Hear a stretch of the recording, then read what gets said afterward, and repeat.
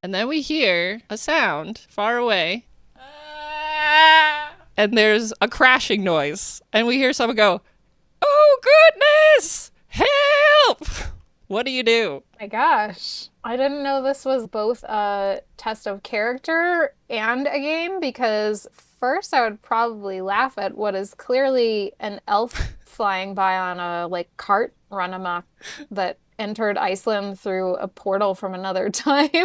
You're so close.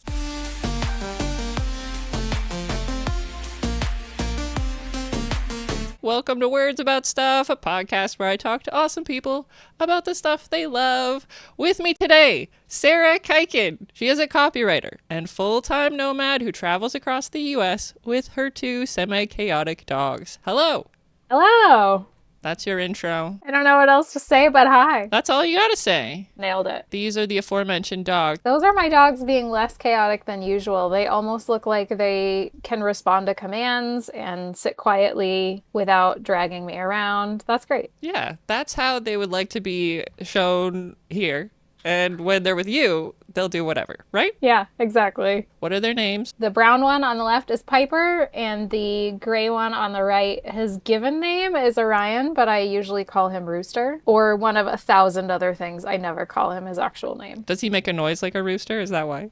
He does. He does this like crowing sound when he wants to say hi to somebody. It's like very off-putting for people who aren't dog people, but it's a friendly sound. Our dog is named Jack, but his full name is Jack Heisenberg from Breaking Bad, the bad guy. Yes. Yeah, that's him. He doesn't cook much meth or anything, but he does lay around. Not much. Yeah.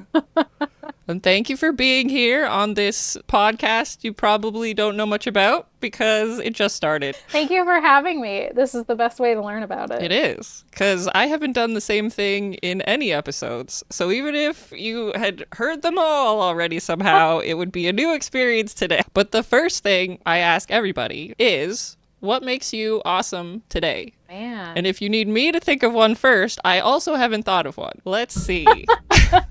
What makes me awesome today is I didn't over-prepare. Ooh, that's a good one. Okay, thank you for giving me an example. I would say what makes me awesome today, I actually exercised today for the first time, like on purpose, for the first time in as long as I can remember. What? How was it? And it wasn't because I felt like I had to, it was because I legitimately wanted to. It was great. It felt great. I should do it more. Every time I do it, I feel better. I don't know why I don't do it more. It just feels like a task, Yeah. but it was great. Loved it. But you walk, right? Oh, yeah. I do walk a lot. Mm-hmm. If walking doesn't count as exercise, a lot of us are in trouble. Well, I don't end up, so I walk a lot. I don't walk very fast because the dogs are like sniffing and doing things. So I walk a lot, but my zone minutes, it's like 2 minutes Yeah. on a hour-long walk, you know? So this was like fast muscles working out? Yeah, this was a run on purpose, not running away from something. That's awesome. I just woke up this morning and I was like, you know what? I want to go on a run. And so I did. The weather must be a little different there because here it's on our like second foot of snow. Yes. In fact, you might see my face getting a little red because I have to have the air conditioning off to record anything and have you hear me, but I'm in Arizona right now, so it's actually pretty warm. It's not hot, but it's like mid-70s outside. Yeah. So in here it's like mid-80s. We used to live in Vegas, so whenever it snows a lot here, I send the obligatory picture back to some of my friends there of like, it's snowing, and they always send back a screenshot of it's 70 degrees. Yeah. It's just a thing you have to do. And I'm like, whatever. The humble brag never dies. And then when it's, 120 there, they say, oh, it's 120. I'm like, it's fine over here. I don't know. Yeah, it's great. 70. I love that question though. And what makes the listeners awesome is liking, subscribing, and rating the podcast on Spotify or something. Of course, we're going to get to our main topic in a second here. But first, speed round. Oh my God. But you can answer them as slow as you want. Thank God. What is a place you would love to visit that you haven't visited yet? Ooh, so many. Iceland, Egypt, Antarctica, I know I have 2 really icy ones in there, like colder places. I have so many. Oh my God, the list is You're long. warm right now, so you're Yeah. like, I would like to go to an icy I place. said Egypt and I was like, maybe that's a little too hot though. Yeah. I mean, but the pyramids are there. Yeah. And when you're in Iceland, let's say Iceland, what do you want? Just the nature or a place there? Yeah, so the nature, I would really want to see the northern lights, and Iceland seems like a slightly warmer and less intense place to go than Norway. There seems to be more going on in Iceland. Every picture I've ever seen of it looks beautiful. I know several friends who've rented a van and just done a loop of the whole country, and that sounds like a dream. What? That's So, awesome. yeah. Oh my gosh. I think I did see the Northern Lights once and it was by accident. From where? It was in, do you know? Okay, Canadian geography. Nobody knows or cares, but Saskatchewan. I kind of do. I've really been trying so hard to learn it. You're like, I'm going to go there when everything else falls apart. I'm going to head north. Now I'm trying to study up on my future home country. Exactly. Saskatchewan is right above, like, and here I don't know American geography that well. I think it's right above Nevada, Arizona there. But my uncle lived in Saskatoon, Saskatchewan. And one day I was visiting and they're like, come outside. And I went outside and the Northern Lights are up there. Oh, okay. So I have a question. Yeah. Can you actually see? Because I've seen them before from like Denver, but you can't actually see the colors unless you're looking at it through your cell phone camera because the colors didn't appear, at least this far south, the colors did not appear to the naked eye. So in Saskatoon, does it actually look like it does in the pictures, like colorful? It was green. It was all green and yellow. Cool. See, that's what I want to see. Maybe the other colors are more north. I suspect that the colors are north because further south it just looks white. It just looks like there's a city on the horizon, like it's not even stripes or anything. It really was not very cool until you took a picture of it and then it looked like purple and red and I was like, oh, that looks cool through a camera, but not through the naked eye. That's like social media dystopia, like things only look good through a camera. Yeah. Damn it. I know, and everyone put up their pictures of like, oh, I can see the northern lights from the house. They did not share that it just looked like white light to them in person. Like it did not look the way it looked in the picture. That is so funny. Disappointing. And that's kind of like when the what is it called when the lights all go out? Eclipse? The eclipse. When the lights all go out. The moon went in front of the sun. That the eclipse happened here last year or the year before or whatever it was. We're like in the path of the totality. It's going to be 2 minutes of darkness, blah, blah, blah. Cloudy. Yep, same down here. Yep. I went to Texas to see it and it was just clouds. Yeah, it's such a bummer. If you ever do get a chance though to be in a total eclipse, because I have done one like many years ago, it is very cool. Yeah. It's weirdly cool. Yeah, and it did get dark here, right? Like we just couldn't see it, which is fine. I mean, we had the glasses. Yeah. But it did get very dark, and then 4 seconds later, one of our neighbors started setting off fireworks. Oh, okay. And then 4 seconds after that, the other neighbors screaming at them, like, shut the fuck up, or whatever. Okay, so Canada is like America. No, this is the U.S. side. The U.S. side of the river right now. This was in the States? Yeah. Oh, that's too bad. Okay, yeah, well then that tracks. That Yeah. tracks. I was like, we're still enjoying it. So that's a good answer. Best way to relax. Uh, You're like, what's relaxing? this is a boring answer, but honestly, just like sitting in a chair reading a book. Okay. This is something that I thought I would do all the time in my adult life, and I can count on one hand how many times I've done this in the last, like during the daytime, sitting outside reading a book, almost never do it. Maybe the most relaxing thing I can think of. But also, I'm not a good relaxer. Like I get really twitchy. I'm too wiggly. I'm like, ooh, then I could do this. So I'm bad at And then I relax. could do this. Yeah. To me, what's relaxing is like buying a planner and making a really Ooh. detailed plan about things that I will not actually do. That is fun. Here's the next one. Your favorite office supply. Probably pens. Oh. Either pens or like new notebooks. The combo is chef's kiss. Yes. I was going to say stapler, but like the kind where it's the perfect, like, click. Classic Yes. red swing line. I haven't burned down any places of work yet. I haven't found that stapler though. So That is something that I feel has been lost in our modern times, stapling. it is. And I like the little ones where it makes that little clicky. The last art. Not the one that's so hard to do. And I don't have a stapler. That's aspirational, I guess. Next one. Things you do when you are bored. Things I do when I am bored. Sing songs too loudly and pretend that people can't hear me, even when they definitely can, because I have very thin walls. Um, Walk my dogs or try to train them to do things. Yeah. And watch them ignore me. What else do I do when I'm bored? Honestly, I almost never get bored. So this kind of, maybe I'm like jumping the gun on what I wanted to talk to you about today, but I'm a little bit of a weirdo in that if my brain is left without a direction for too long, I'll just start making up a story in my head, and then it'll be like I'm watching a little movie. Yeah, and it's not boring. So to the untrained eye, yeah, it's not boring at all. So to the untrained eye, it might look like I'm just sitting there bored, but actually I'm playing a very entertaining movie that I just made up in my head, and I'm probably loving it. And if I'm not loving it, I'm changing it. You just change the channel. It's easy. So I don't know. How about you? I think I'm pretty much this. I'm trying to think to the last time I was bored. I remember being maybe bored when I was young. You have a child, so. Yeah, but he's doing his own thing a lot of the time now. He's got Roblox, he's got Minecraft. I mean, oh sure, yeah. I think it was. So he's not bored. Times when I had to do something soon, so I couldn't do my own stuff. You know, when you're a kid and you're like waiting to get picked up or something. Yeah. I remember distinctly being bored in those moments. Yeah. And or like cold because I'm outside, or it's raining, or something making me like, ugh. But other than that, like I got toys, I can make stuff up. Mm-hmm. I think I'm stealing your answer. Yep. Yeah. Doesn't happen. I'm glad I'm not the only one. No. Even like to go to sleep, like I could just be thinking about whatever, planning some cool thing I'm gonna do. Mm-hmm. Fun. I know. Fun. All right. I don't have an answer for this one either. We'll cut out all the ones we can't think of. Have you ever had a catchphrase or something you said a lot? Or do you do that now?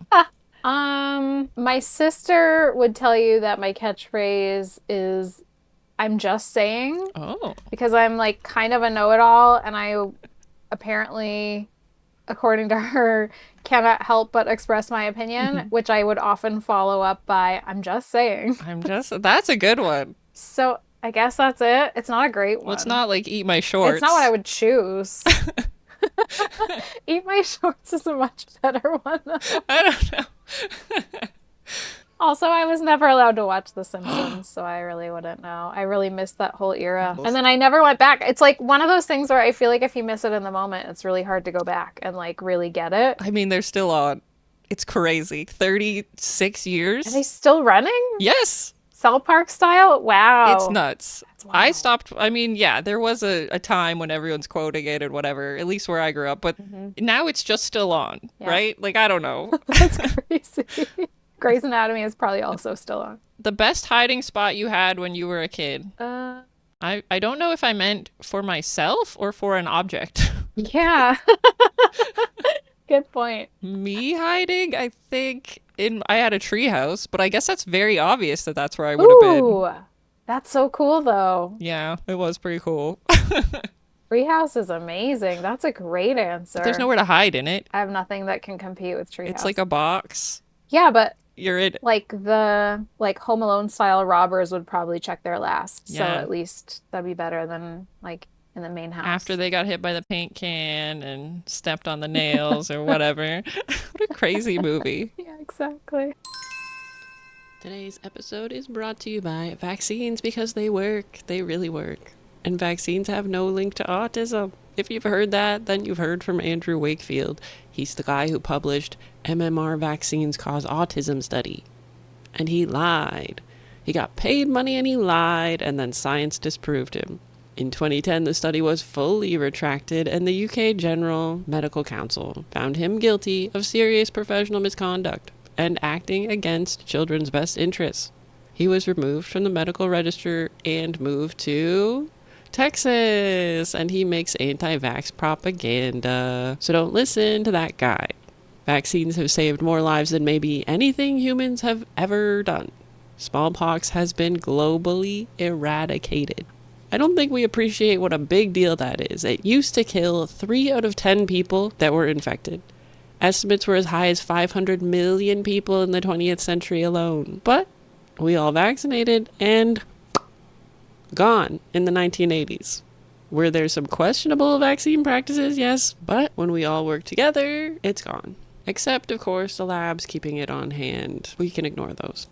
We reduced polio cases by over 99% since the 1950s. Measles, rubella, diphtheria, whooping cough, all things you don't want and don't need to get if we all work together. We have an HPV vaccine now that could eliminate cervical cancer. Say it with me now, if we work together. Talk to your doctor, not WebMD, or doctors who've had their licenses revoked. Some people do have adverse reactions to vaccines. Some people are allergic to sunlight.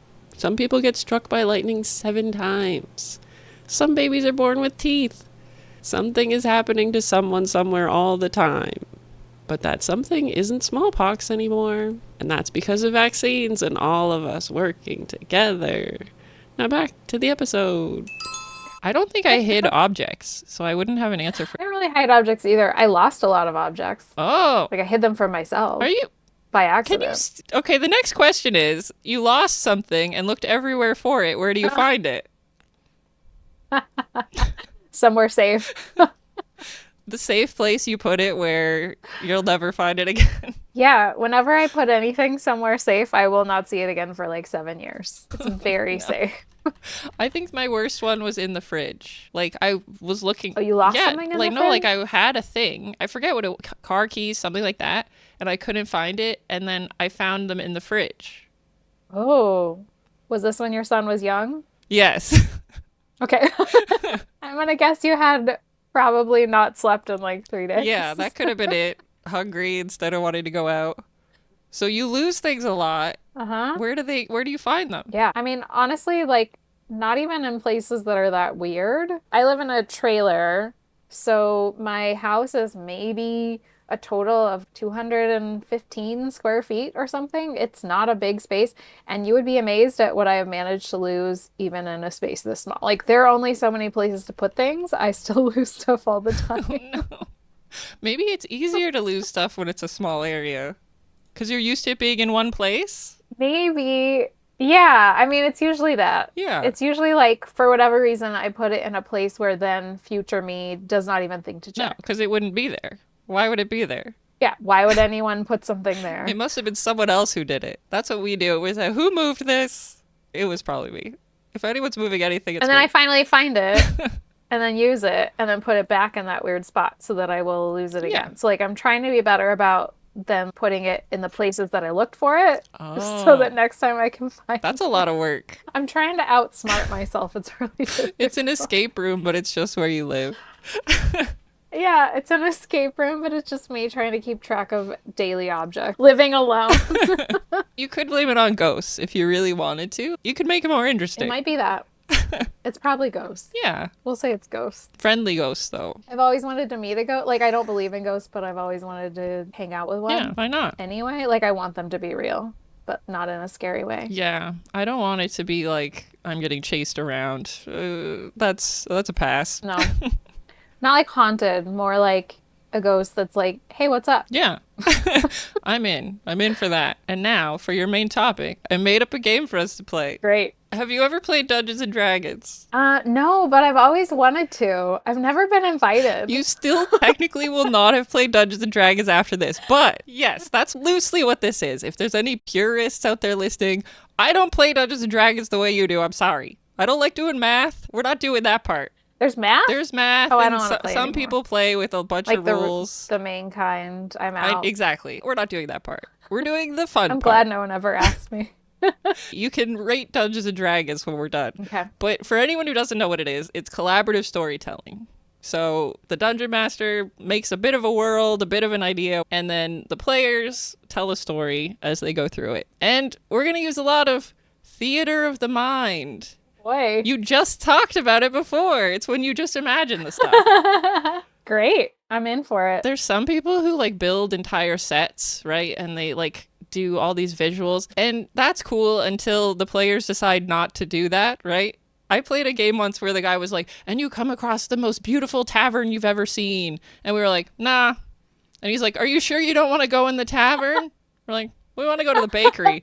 And he's like, oh, that tavern looks pretty good though, right? I never thought about that.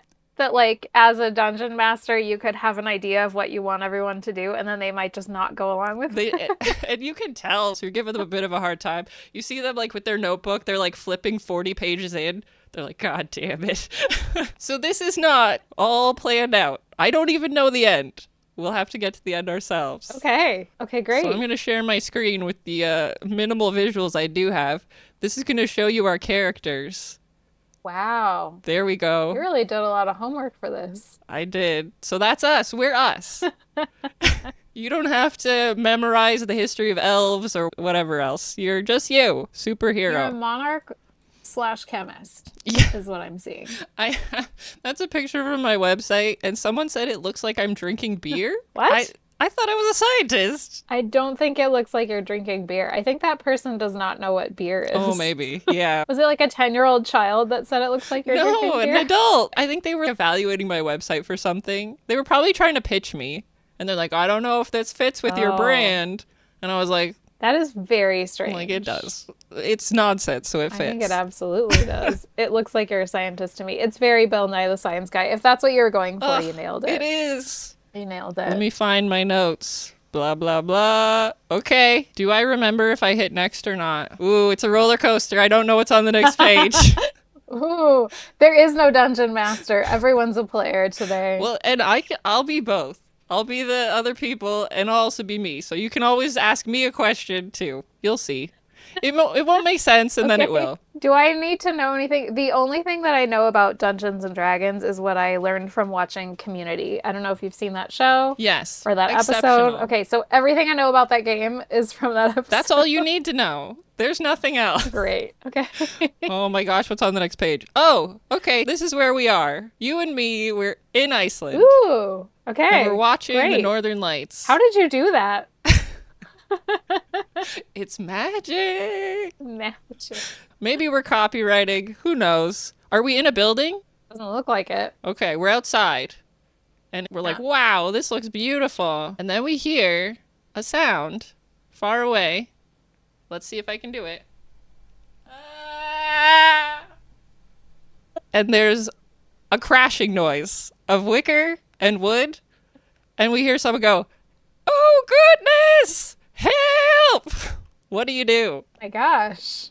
I didn't know this was like both a test of character and a game, because first I would probably laugh at what is clearly an elf flying by on a like cart run amok that entered Iceland through a portal from another time. You're so close. And then I would go help. I would laugh and then Okay, help. so Is that better? I would not only laugh. You're allowed to laugh. Then I would go chase the sound. If we don't find joy in small things, how will we ever find it? I usually will laugh first at almost anything as just an inappropriate like silence filler. Yes. I've done this many times when someone has said something serious to me and I didn't quite hear them at first, so I fill it with a laugh, and then my brain catches up and I'm like, oh, you said something that should not be laughed at. You're like, we're gonna go back. That's perfect. We're gonna go help him. So we're going over. Great. And we find Farthington. That's so funny that you mentioned South Park before. Am I psychic? We're both psychic. I think we're both psychic. There might be ghosts. Mm-hmm. His balloon has crashed. And he is wobbling around. And he says, goodness, goodness.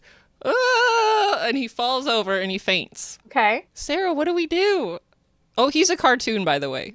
We're regular and he's a cartoon. I'm torn between wanting to like help revive him and steal his balloon. Oh, yeah. Because that looks really fun. It is a really cool balloon. It has a bit of damage from crashing. Yeah. But we could probably repair it. I can also tell you, I watch a lot of doctor YouTube now for some reason. I went down a rabbit hole. And if someone passes out, you have to check their pulse. And if they have no pulse, you have to do chest compressions. Oh, I thought you were going to say if they have no pulse, you assume they're dead. No, you must do chest compressions. Okay, well then we got to check his pulse. Okay. I mean, we're not monsters. We try. I don't know how to check a cartoon's pulse, but we do. And he has a pulse, so we don't do chest compressions. Great. This is a PSA. Okay, so then we're fine to steal his balloon. So how do we wake him up? Let's see. Well, there was a lot of snow and water around, so maybe a classic like cold water and or snow in the face. Oh, yeah, I like that. We went sledding yesterday and got snow in our face, and it wakes you up. It will wake you right up. So we get the snow, we put it on his face, and he, ah! Oh my goodness! Sarah, is that you? By the way, is he a recurring character? Because I have watched South Park, at least a fair bit of it, and I've never seen Farthing. This episode is called Imagination Land, and it's very questionable looking back, but Aren't they all? he's the character I'm thinking of. Okay. He says, Sarah, is that you? Oh, he knows my name. How does he know my name? I follow you on LinkedIn. I knew you'd be here. You have to help me. Oh, man. I want more information. I also want to know what kind of dark hellscape we're living in if even cartoons have to be on LinkedIn. Oh, I'm trying to get more business for my balloon company. So I'm out there posting. Well, what had happened was there's a dragon in my hometown. And he's burninating all the villagers. And I have a problem. I've lost all my creativity. I don't know where it is. And I need you to help me get it back. Can you do that for me, Sarah? So, but that dragon looks really swole, I'm not gonna lie. He is. He has the buffest arms. That's the problem.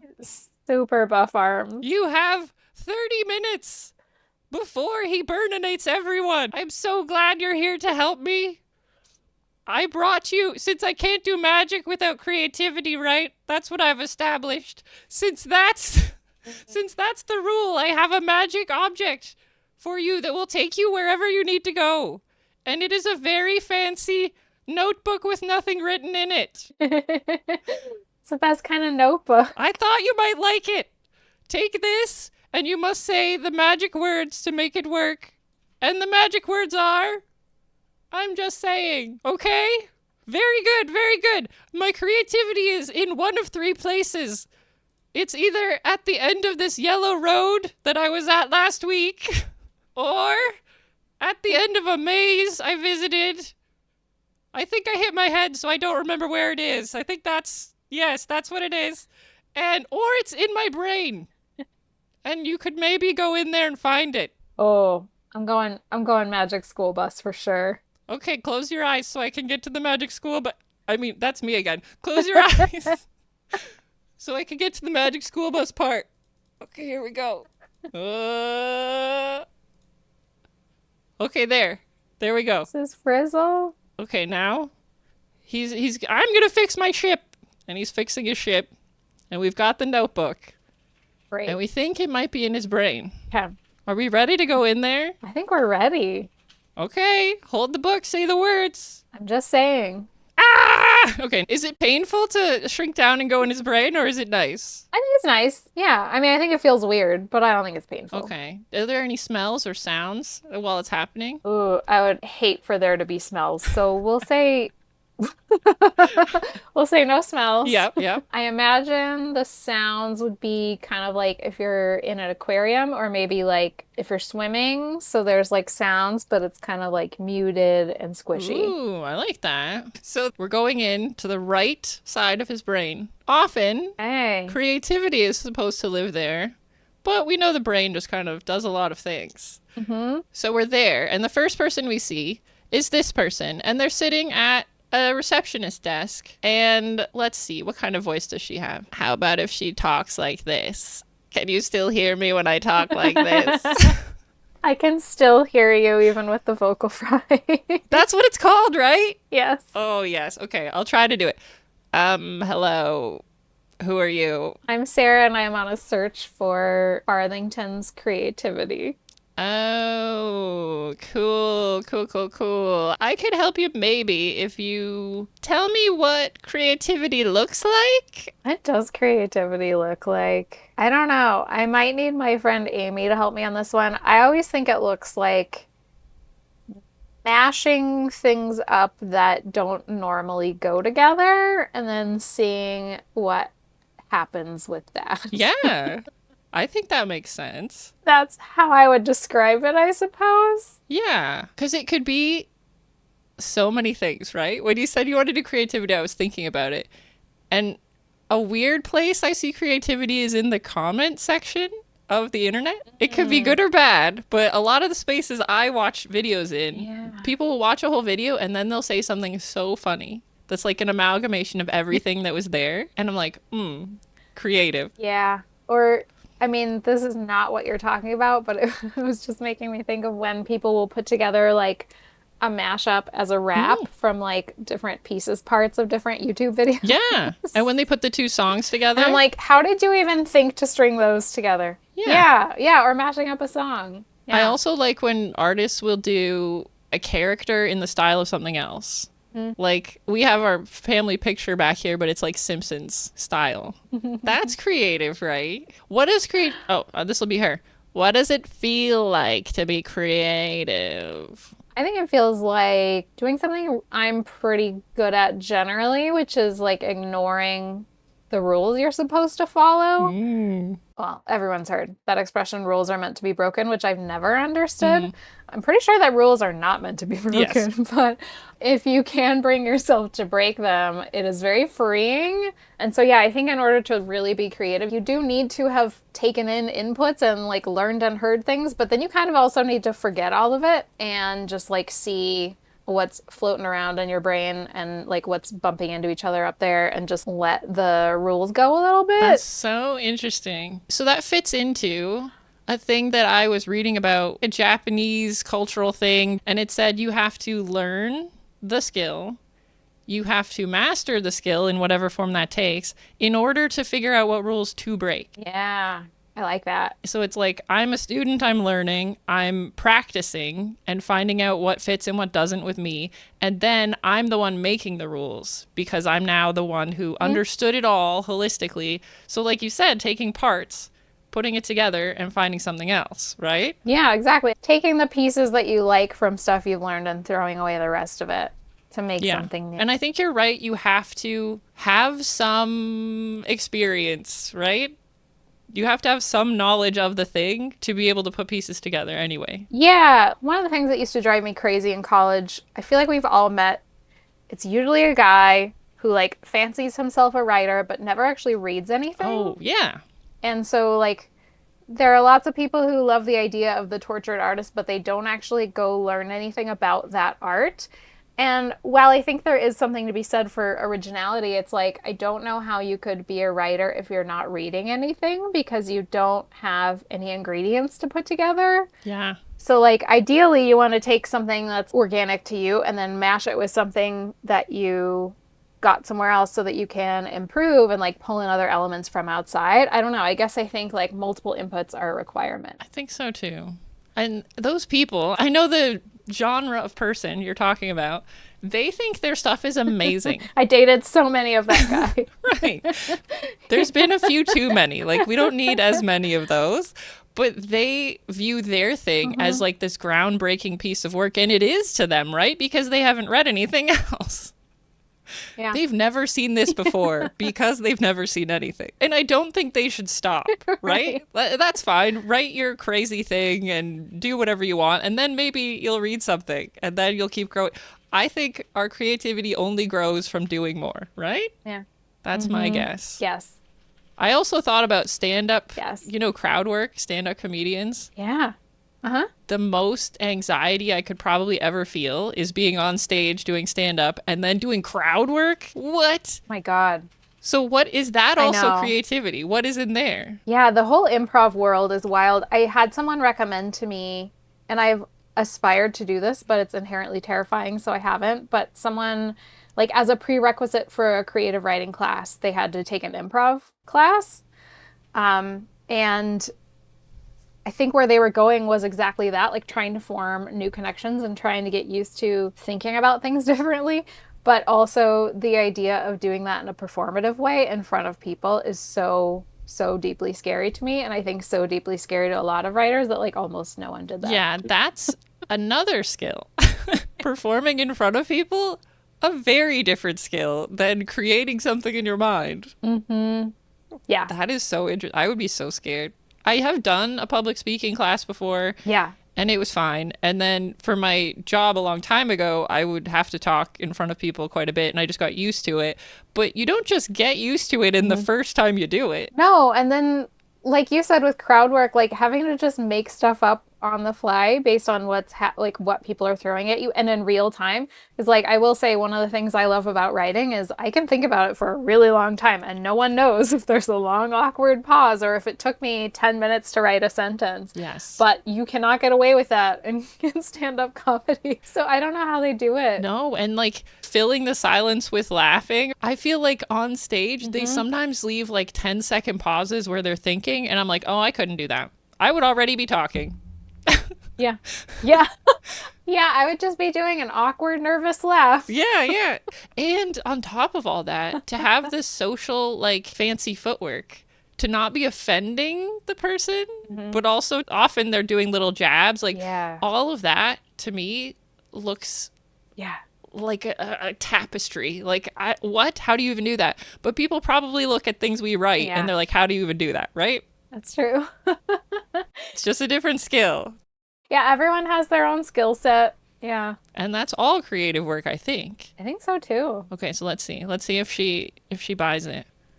She's like, that's how I remember her voice. Oh yeah, I saw that. I think it's over in the left hemisphere. Bye. Ooh, twist. And she goes back to what she's doing. Should we go over to the logic side of the brain? Yeah, let's check it out. Okay, let's see what they want to know. Ooh, what's this person's voice? I think they're just happy little people. Hello, welcome to the left side of the brain. So she says, I heard from the right side of the brain. You guys are pretty slow getting over here. You know, messages go pretty fast. But I heard from Stephanie over there that you're looking for creativity, and she told me a bunch of stuff, but like, what isn't it? And I have no answer to this question, by the way. I don't have one either. I'm not sure it's possible to answer. Because I also think this whole left brain, right brain thing has always kind of bothered me because, for example, scientists are very creative. Yeah. I was watching a YouTube video on physics the other day where I understood maybe 10% of the video, but it was about quantum physics. And it was all of these deeply, deeply left-brained people doing all of these experiments with light and putting all the mathematical equations and information together to figure out that light takes a whole bunch of different surprising paths that we didn't know about to get to the spot it's going, which they extrapolated to mean that all particles and all matter takes essentially an infinite number of paths to get where it's going. Whoa. It was wild. But anyway, the point being, I think that is highly creative. Yeah. And that was deeply logic-based. It was all centered around mathematical formulas. And so I don't know that I could say what it isn't. I suppose what it isn't is only ever, like, basically stopping at what you're told and never thinking past that. Or, like, not asking questions about anything. Or not being curious about anything. Yeah. I promise I'm not going to turn this into an AI rant. But one of the things that I find troublesome about AI is, and maybe this is happening to you too, Amy, I've had a lot of conversations lately where I'll just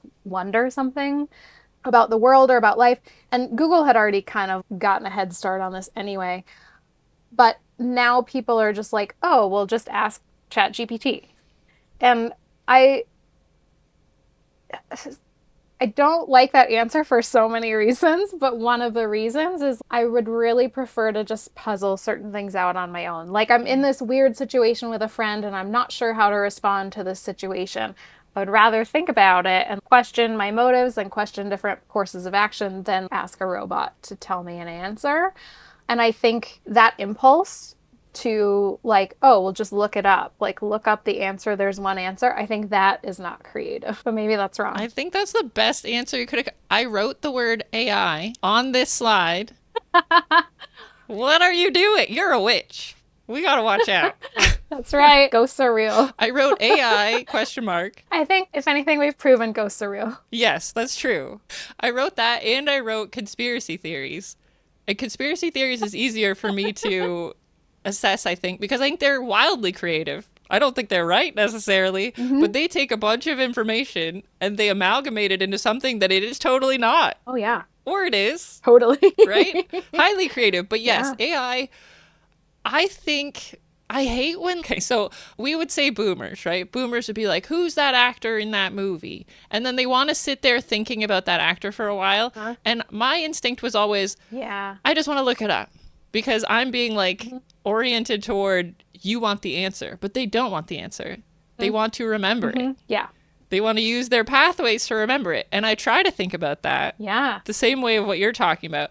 Because I'm sure there are a bunch of people who just want the answer. And that's why they're using ChatGPT. Yeah. And that's okay, but it's not going to grow. It's a muscle, right? Being able to create, being able to reason. You can learn the structure, but you have to use it in order for it to be easier to use next time. Like the grooves. Yeah. What are they? There's that brain thing where like the way you do something over and over makes like a groove in your brain. It's not really, but it's an easier pathway to go through every single time.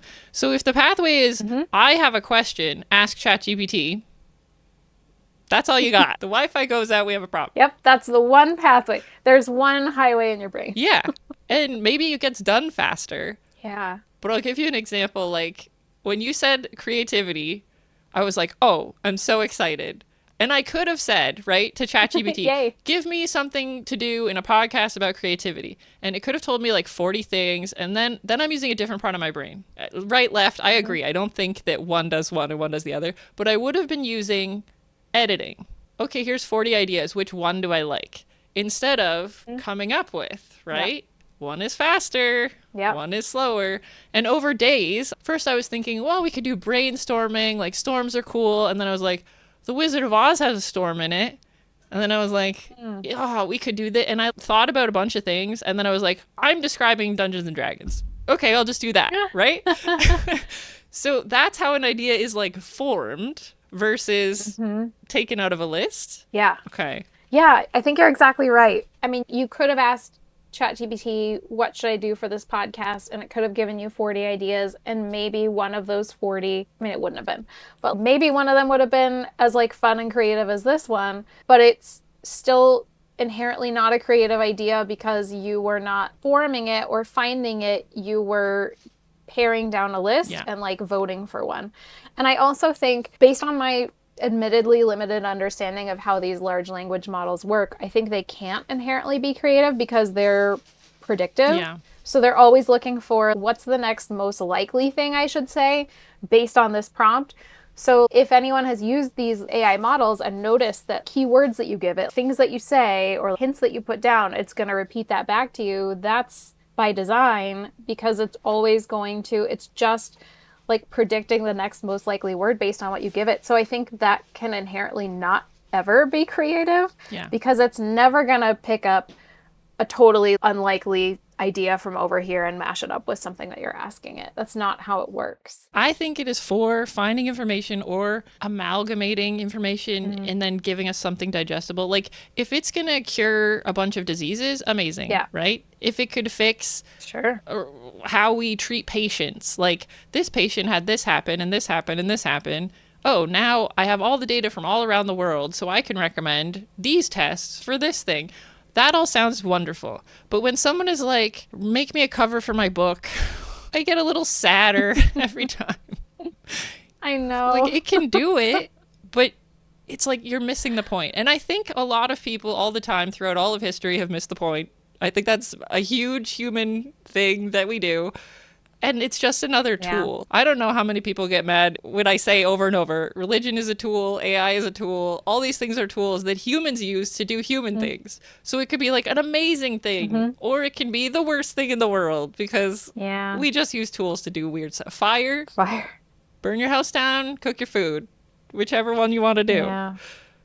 But I agree. That's what it isn't. Underneath this box, I don't know how to move it now, because I forget how to use Canva, but it says, how does it work? How does it work? I think we've kind of touched on it. Yeah. I can tell you how I learned creative problem solving. Yeah. It was in school. I would love to know. Because I was in the, whatever it's called, the nerds class. And they had a section of the day that we had to watch the news and decide if that was true. Ooh. That's a fascinating class. Who's benefiting, who's saying it, right? Then we had a section of the day that was creative problem solving, and they called it Scamper. And now I don't know what it meant. Scamper. I was gonna say, was that a... It's an acronym for sure. Creative problem solving. Okay, so yeah, I think they gave you a problem and then you had to scamper, substitute, combine, adapt, modify, put to another use, eliminate, or reverse. And they had us do that like every day. Oh. So you'd look at a problem, you'd say, what can I swap out? Can I turn it around? Can I modify it to change the problem? And doing that over and over again probably made it easier for me to do stuff now. Love that. That's a really cool class. I thought everyone was just born with that. I don't think they are. I think you have to very intentionally make those things happen. Yeah, I agree. And I also think anyone can learn to be creative and can learn to be more creative. And anyone can bring creativity to their work and their life. Even if you have a boring desk job, there are ways that you can make it creative, but people don't bother because it's uncomfortable. Like if you haven't learned how to do it or if you're not used to doing it, it's not like your brain's comfort zone. It's not on that one highway. Yeah. And like it can feel vulnerable, right? You're coming up with 100 ideas that don't work. That's okay. Mm-hmm. Yeah. Most of my ideas are garbage. And I'm like, I wonder if this one will ever work. I think that every time. And I'm happy about that thought. Like, what if this fails spectacularly? That would be interesting. Mm-hmm. Yeah. I also wonder if anxiety comes into it because I triple think everything. Yeah. Oh my God. Me too. Maybe that's our brain creativity run amok. Yeah, I don't know.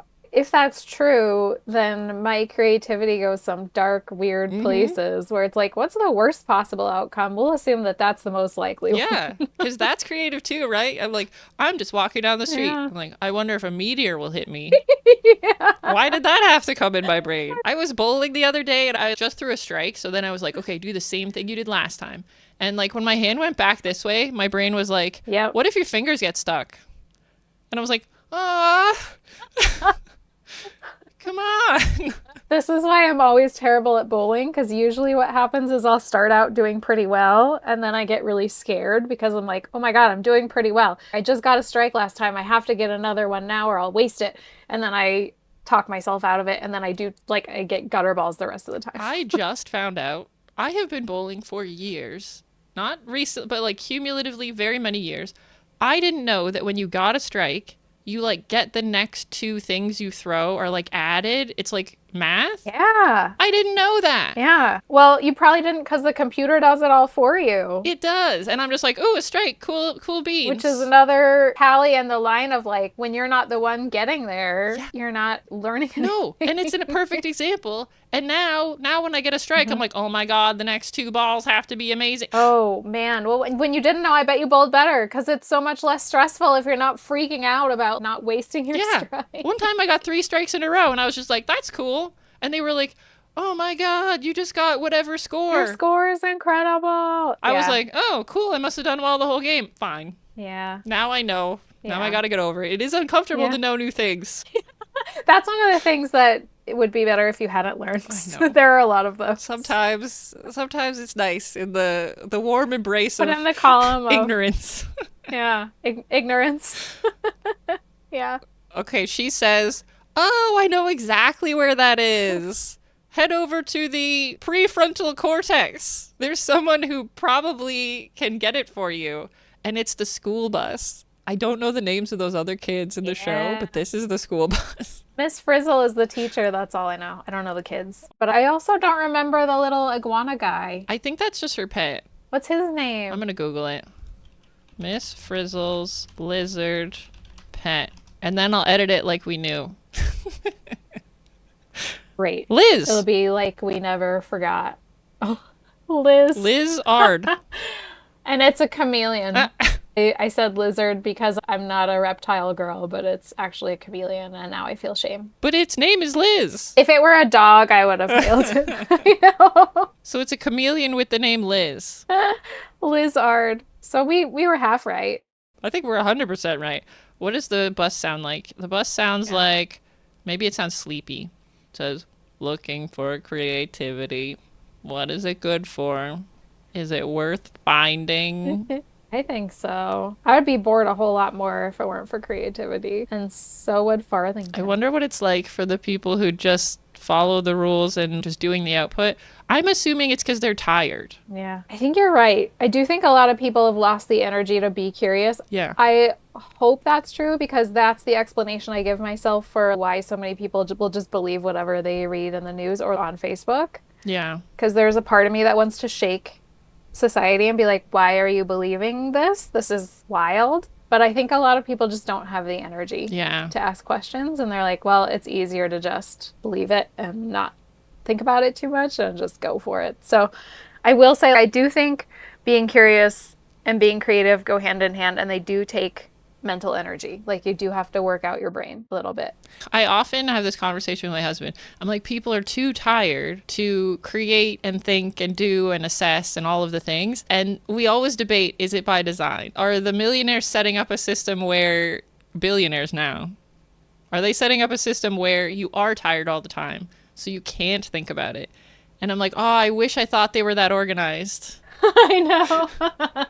Or that they could all get along well enough to like have a master conspiracy. Right. But that reminds, I haven't read this book in forever, but that reminds me of A Brave New World, where I don't remember the substance, but they're basically feeding everyone a substance that keeps them sort of like placid and bored like that. Yeah. And I do think the internet and television a little bit too have become that somewhat. And again, like you said earlier, both of those are just tools. Like, neither of those things are bad on their own. But when you use them as sort of a drug for your brain, when that's your go-to for numbing out and just relaxing, I do think it has that sort of sedative effect where you'll just sort of go along. I gotta look it up. I know the quote, opiate of the masses. I think it's a communist thing. Yeah. But what was he talking about? Oh, Karl Marx. Oh, he said religion is the opium of the people. I guess we always pick an opium. Now it's Twitter. Yeah, maybe the human brain really needs one. Yeah. I do wonder if, especially because there's so much to spin on now, I can see where people just need some sort of a break or some sort of relief. And it's just to what extent, the thing you pick and to what extent you engage with it will really determine a lot about how your life goes. Well, and like you said, like you went for a run today and you felt good after it, but it took effort. So creating something takes a bunch of effort, and you feel better after it than like scrolling. You do. And I hate that because it takes effort. Yeah.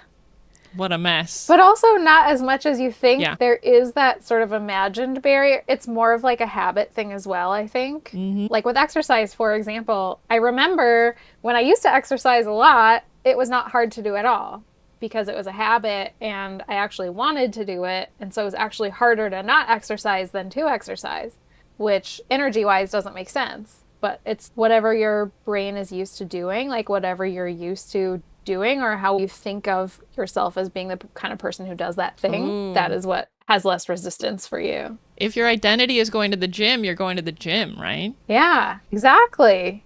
And when I don't work out, it's because I'm thinking like, I'm not the kind of person who works out. I haven't worked out in like a year. Mm-hmm. And I'm like, I'm never going to a gym and I'm proud of it, but I have to exercise anyway.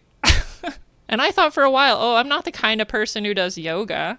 And I was like, yes, I am. Yeah, and now you have your morning like yoga / dance. We can be any kind of person. You are, because you do yoga every day. And I did it this morning. Mm-hmm. And it was like all just stretching. Yeah, it's like my next step. And I was like, okay, I need this anyway. Love that. But I also need to lift weights or whatever. Yeah. Okay. I know. That's like advanced level. The school bus says, I know just where it is. Go over here. And it's Miss Frizzle. Woo! And Liz. What does her voice sound like? I don't remember. I think she's just happy. I mean, I know we could make up a new one, but like, I'm really trying to remember. What if she sounds like this? Because this is a voice I can do pretty consistently. I think that's it. I think it's exactly that. She says, Sarah, I'm so happy to see you. I've got what you're looking for, but first tell me how you're going to use it. Hope I use it in my work. There have been times when I have not felt that I was using enough of it, and that's usually when I know I need to do a different project or like step away from a client project if I'm not using enough of it. Mm-hmm. I don't know. I really try to use it in most everything I do. Maybe this is the wrong answer, but we're talking about creativity, so there can't be any wrong answers. I've developed a bit of an allergy to like doing the same thing too many times in a row, because I worry that it will slip me into that hypnosis state we were just talking about, where you just do things on a loop without thinking about it. So even if I'm driving places, I will try to take a different route, or I travel full time. And if I'm coming back to a place that I've been before, I will try to go to a different part of town or do different hikes. So I try to bring it in to as many different things as often as possible, because it is like a muscle. And especially with AI now, I want to keep my creativity muscle really healthy and like keep my brain in good shape, even if I don't always exercise my body. Oh, that makes sense. My brain is all I have, Amy. How about you? I wrote all the questions and I didn't think about any of the answers on purpose, because I was like, I don't want to have prepared. Love that. Like, gotta have off the cuff. So how do I use it? I think I have a push and pull with this, because I love being creative and doing and trying and thinking of things. And then I also love routine a lot. Like a lot. Yeah. I want to eat the same thing every day. I want to like have my day structured, know what's going to happen, but I simultaneously want to change everything all the time. Yeah. So you have to be creative in figuring out that balance, I guess. Some stuff I don't want to think about, I will just do the same all the time. Like cooking, I'm sure is a very creative thing for most people. For me, it's how do I make the same thing every day and it's the same, and then I can eat it. I can take something amazingly creative and turn it into the AI version in that arena, because I don't have the skills or the want or the anything. I don't even know if I taste food the same as other people, because I can eat whatever, honestly. You could eat like a brick, like a nutrition brick every day and be totally happy with it. Yeah, I could have like the hamster drinky thing right here. Like it would be fine. The paste from Up or something. People are like, this $50 hamburger, isn't it amazing? I'm like, I wish I could tell you it tasted different to me. So I can use creativity in the places that I'm like excited to do something. And how do I know what those things are? Even video games, right? For me anyway, I have to learn how to do it before I can really enjoy it. I think that's the difference. In cooking, I never learned how to do it.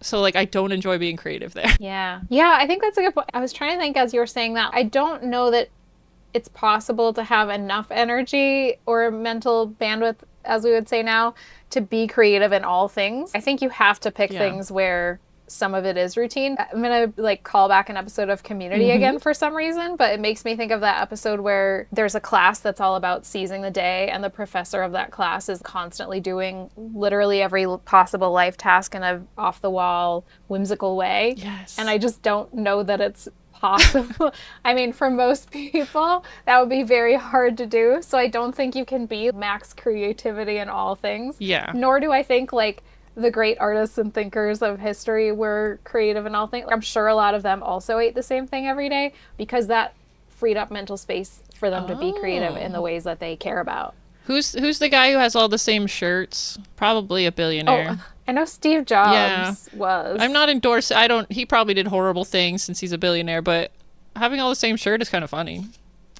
I don't hate, that is an area for me that is appealing. I hate trying to figure out what to wear every morning. I would love to just have one outfit that I always wear, and that's the end of that decision. Yeah. And I just have like 10 of one thing. That sounds great to me, actually. Yeah, I've thought about doing that before, but I'm just like, clothes come to me. I don't buy them. Yeah, I don't like buying them either. That's why I still have the same closet I did like 10 years ago. I do too. Some of it's not looking great. Like, why do I have to buy something else? I don't get it. It's mostly going to just be pajamas now anyway, isn't it? Because I'm working from home. You have to go outside your house. It's pretty much leggings and t-shirts. Oh, yeah. So, yeah. Thinking about this, the thing that I forgot to get before we started. Have you read The Princess Bride, the book? I have not. I've wanted to, but I keep forgetting it's a real book and not just a book in the movie about the book. It is a book about the book in the movie. There's so many layers. There's a passage in it that when I read it, I was like, this is creativity to me. You know, Inigo Montoya, the sword, right? The six-fingered sword, the best sword in the universe. There's a section in it about Inigo's dad making the sword. And he's the master swordsman, and he makes all the best swords in the world, but he's bored because he's made them all. And this guy shows up with six fingers, and he's like, oh my God, this will be the challenge of a lifetime. New challenge. I can like use all of my skills now, right? And when he's making the sword, it goes like this. Some nights Inigo would awake to see him dancing. What is it, Father? It is that I have found my mistakes, corrected my misjudgments. Oh, then it will be done soon, Father. It will be done tomorrow, and it will be a miracle. You are wonderful, Father. I'm more than wonderful. How dare you insult me? But the next night, more tears. What is it now, Father? The sword, the sword. I cannot make the sword. But last night, Father, you said you'd found your mistakes. I was mistaken. Tonight I found new ones, worse ones. I am the most wretched of creatures. So he goes into this like he's very sad because he can't make the sword. And then again, he goes up. Does sound like the creative process. It's like, I'm the king of the world. I'm trash. I've never done anything right in my life, right? And he does that back and forth until he finishes it. And then he's just calm. I love it. I hate it. What do you think of that creative process? Yeah, that sounds about right. Yep. I mean, when I read that, I was like, oh. And then the column at the end is like, once it's done and you can't do anymore, and you're like, okay, now it is what it is. Like, now it's done. How do you know when it's done? I mean, for me, okay, not like I've ever finished a novel or anything, but for me, a writing project, like some of the more creative writing I've done is short stories. And for me, they're done when I just can't change them anymore. When I'm just changing punctuation, or the changes that I make don't have any real import in the story or how it reads. Or if I just can't look at them anymore, then they're done. Okay.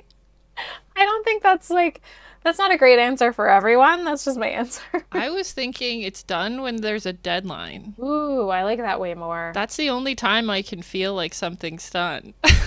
Yeah. Otherwise, I could edit it. Yeah, it's done when it's delivered. Yeah. Because then you can't be changed anymore. Yeah. And I think that's what it has to be. Yeah. Yeah, I like that a lot. That's a way better answer. Scratch what I said. And without deadlines, like, I'm not doing anything. Edit mine out. Okay. I'll put a censor bar. Yeah, just beep that whole thing. I think we got the answer. So I don't know what I put on the next page, but let's find out. Oh, okay. So Miss Frizzle says, Ooh. I know just where it is. It's where I left it in my trailer. It's in a safe place. And she goes and she opens it, and here it is. The creativity is in the box. What does it look like? Well, maybe, okay, I think I'm being swayed by the visual a bit because you have this box with a light emanating from it, but I'm imagining it as a glowing orb or maybe a chalice, like Indiana Jones Holy Grail style. Yes. I think that's a good answer. Yeah, or just like a ball of light. I think it's different every time you look at it. How about that? I love that. That is the answer. We found it, and we have it in our hands, and now we have to get back to Mr. Farthington. Do you remember how to get back? I'm just saying. Yes! Oh, you made it! Oh my goodness! And you brought me my imagination. Can I have it? Of course. Oh, thank you. I thought you were gonna... I've captured the dragon. He's here in my hand now. I could imagine it, and so it was. What should I do with him, Sarah? Keep in mind, he has burninated several people. Squash him in your hand. Squash him. Burninate him. He is squished, and the citizens are saved. And he says, while you were gone, I fixed my balloon, and I subscribed to your newsletter. SpongeBob isn't loading. He's failed me. Is this gonna be the... Gotta find him. Gotta find him. I don't want to ruin your punchline, but I think I know where you're going with the SpongeBob. Ta-da! Oh, what is it? What do you think I'm gonna say? Because I don't have anything. Oh, so maybe I'm misremembering because SpongeBob was like a little bit after my time. I was a little on the old side for that cartoon. But I remember this thing where he was like, my favorite nation of all, the imagination. And then there was like a rainbow. Was that SpongeBob? That's even better. Or was that a different cartoon? I'm editing that in. That's where I thought that was going. That's perfect. See, that's the story we create together. Yeah. It's better because both of us are working on it. Otherwise, I would edit it forever. It would never be done until there was a deadline. Ta-da! Yeah, you gotta do it. You have completed your first adventure, and we go off in the balloon and have many more. Hooray! That was so fun. What a creative way to talk about creativity, Amy. And you said taking pieces of a bunch of things, and that's all I was doing. It all comes full circle. I love it. That was a delightful game. This is the end, and we like to end words about stuff with a bit of introspection and plugging things, and then an outro. So the introspection is, what's been working for you lately? Me? Yep. What's been working for me? Ooh, this is going to be a real dark horse of an answer after that conversation we just had about like changing things up in creativity. But honestly, enforcing a bit of a routine has been working for me lately. It's beautiful. Putting some boundaries has been helpful for me. So that my brain's not, or I'm not constantly like, well, what do I do now? Yeah. And is a new routine the exercising one? You started it today? Well, that wasn't even on purpose. I have found that if I am too strict with my routine, especially with exercise, then I just won't do it. Yeah. I do have to manage myself a little bit because I am a natural contrarian. And so if I tell myself, hey, you have to exercise every morning, then I'll be like, no. Ooh. So, it's a bit of a delicate balance. So you're not allowed. You're not allowed to exercise every morning, okay? Yeah, thank you. I'll show you.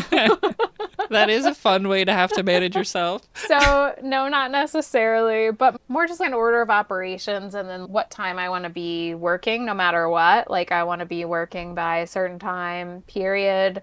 That helps me as well. Otherwise, like, especially this week, I'm working on a bigger project and I will, like, it's due Friday, but I will procrastinate it until Thursday afternoon unless I'm like, okay, at 9 a.m., we're doing this for 3 hours and then we'll stop. Yeah. That's a good way to do it. Got to be a little stricter this week. I tried to do it with times, and then I would get stressed out that I wasn't on time for my own things. So now I do it just as like an order. Oh, yeah. Like when you wake up, then you do this. But I have to change it every couple months anyway, and everybody does. And I wish there was a right answer. Yeah. Wouldn't that be cool? I think isn't that one of those like cruel facts of life that there really aren't any right answers? There's just a bunch of gray areas. Yeah, I want to believe those hosts that's like, this one trick will something and doctors hate it and crypto. Doctors don't want you to know. Yeah.